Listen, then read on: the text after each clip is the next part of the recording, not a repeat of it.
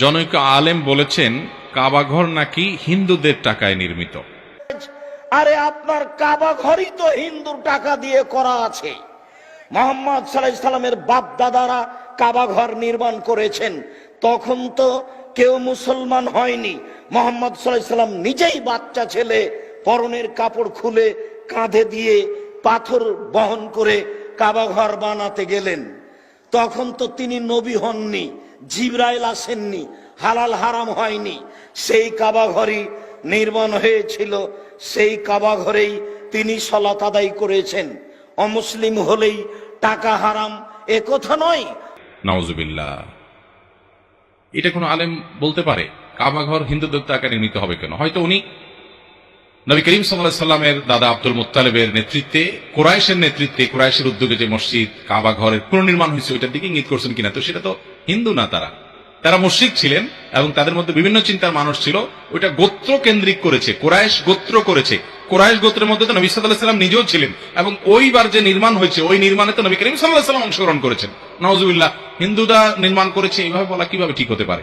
আমাদের নবী করিম সাল্লাল্লাহু আলাইহি সাল্লাম তিনি ওই নির্মাণে অংশগ্রহণ করেছেন কিভাবে? কারণ কাবা যখন এটা নির্মাণ ইতিহাসটা আমরা একেবারে সংক্ষেপে এক দুই কথা বলি, ইতিহাস তো বলার সুযোগ নেই। ইব্রাহিম আলাইহিস সালাম এই কাবা যখন নির্মাণ করেন আল্লাহ নির্দেশে, তার ছেলে ইসমাইল আলাইহিস সালামকে সাথে রেখে দীর্ঘকাল পর এটা পুরান হয়ে গেছে। এটা বিভিন্ন সময় কি হয়েছে? পুনর্নির্মাণ হয়েছে। কারণ প্রায় ৪৫০০ বছর আগের একটা দেয়াল, সেখানে ইবাদত বন্দেগী হচ্ছে, মানুষ ঢুকতেছে বাইর হচ্ছে, অর্থাৎ ইউজ হচ্ছে। তো ৪৫০০ বছর ধরে তো এটা টিকে না। তাছাড়া সেখানে ঝড় জলোচ্ছ্বাস বিভিন্ন রকমের আপনার দুর্যোগ ইত্যাদি হয়েছে, তো বিভিন্ন সময় ক্ষতি সাধন হয়েছে। এই জন্য এটা সংস্কার এবং পুনর্নির্মাণ হতে রয়েছে। তবে যেই ভিত্তির উপরে ইব্রাহিম আলাইহিস সালাম নির্মাণ করেছেন ওইটার উপরেই এখনো পর্যন্ত ওইটার উপরেই আছে, ওটার এদিক সেদিক এক চুল পরিমাণ হয় নাই। এইবারে সমস্ত ইতিহাসবিদরাই একমত যে ওইটাই আছে, শুধু ওইটার উপরে সংস্কার কাজটা বিভিন্ন সময় হয়েছে। তো এরই অংশ হিসাবে নবী করিম সাল্লাল্লাহু আলাইহি সাল্লাম যখন মক্কাতে ছিলেন তখন তিনি তার আপনার সময় তার দাদা আব্দুল মুত্তালিব এবং কুরাইশের নেতৃবৃন্দ উদ্যোগ নিলেন যে কাবার ঘরের ওয়ালটা বেশ পুরাতন হয়ে গেছে, নানা রকমের আপনার দুর্ঘটনার মুখোমুখি হতে হয় এটা পুরান হয়ে যাওয়ার কারণে। তখন তারা চিন্তা করে এটা পুনর্নির্মাণ করবো। লম্বা ইতিহাস। পুনর্নির্মাণ করতে গিয়ে তারা আবার ভয় পাইছে যে আল্লাহর ঘর নির্মাণ করতে হলে পুনরায় আগে তো ভাঙতে হবে, তো বাইতুল্লাহ কাবা শরীফ ভেঙে আবার কোন বিপদে পড়ে, কেউ ভয়ে ভাঙে না। তখন একজন বললো যে না, আমরা তো ভালো উদ্দেশ্যে ভাঙতেছি আরো ভালো করে করার জন্য, আমাদের উদ্দেশ্য তো খারাপ না, আল্লাহ আমাদেরকে আযাব দিবেন না।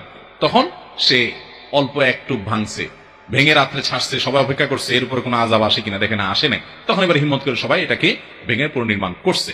এবং তারা বলছিল যে আমরা হালাল টাকা ছাড়া নেব না। আজকাল যারা ওয়াজ মাহফিল মসজিদ মাদ্রাসা হালাল হারাম বাজ বিচার না, শুধু জাকজমকের চিন্তা করি আমরা, আমাদের জন্য শিক্ষা আছে।